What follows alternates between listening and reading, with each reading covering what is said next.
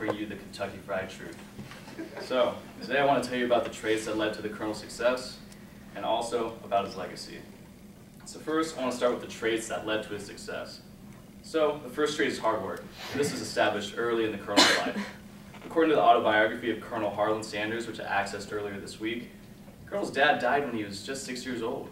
That sucks. And he had to start taking over a lot of responsibilities around the house. He had to cook for his family. It's a lot for a 6-year-old. And when he reached age 10, he became a farmhand. Child labor laws, yeah, those didn't exist. So he was doing hard farm work at age 10. So this guy's a hardworking man from the beginning. The second trait is lifelong learning. And just to give you an idea, he worked in over 20 different industries, and that's kind of lowballing it, just throughout his entire life. So he sold tires, he became a lawyer at one point, and he even delivered babies, believe it or not. So I think he combined all those skills somehow into making KFC later on, but that's just my guess. So the last trait is toughness. Colonel, he was tough as nails.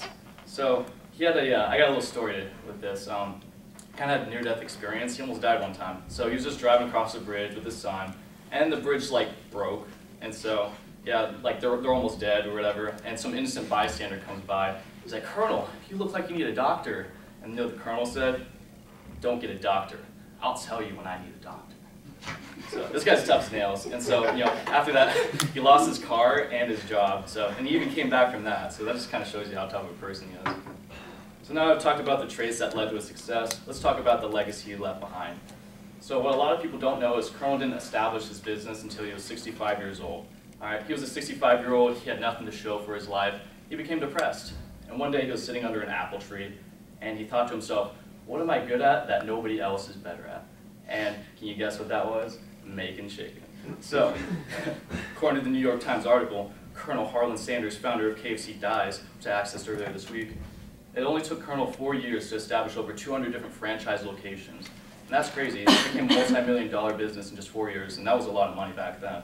And so he did this by, combining all of his skills, his hard work, his character, his toughness, knocking on doors, going door to door. And even when people told him, "No, your chicken sucks," he kept going.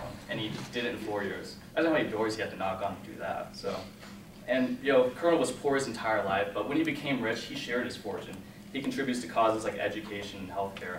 There's actually a Colonel Sanders Scholarship that's given out every year, and there's also the Colonel Harlan Sanders Award, which is given out to the greatest advancements in genetic sciences every year. So, as the Colonel would put it, there's no reason to be the richest man in the cemetery. Can't do business from there. So to summarize, I've talked about the traits that led to the Colonel's success and the legacy he left behind. Colonel Sanders is just another role model, not only for his business skills, but for his character. And he personally impacted me. When I started reading about him, I realized, the Colonel didn't figure it out until he turned 65. I got all the time in the world. It just made me feel really good about myself. And so, just gotta take your time and, embellish the whole lifelong learning thing. So next time you're at KFC eating a big old piece of fried chicken, remember, that's not the original recipe, they changed it. And secondly, remember where it came from. The Colonel, the character behind this man, the toughness, the hard work, and the legacy he left behind.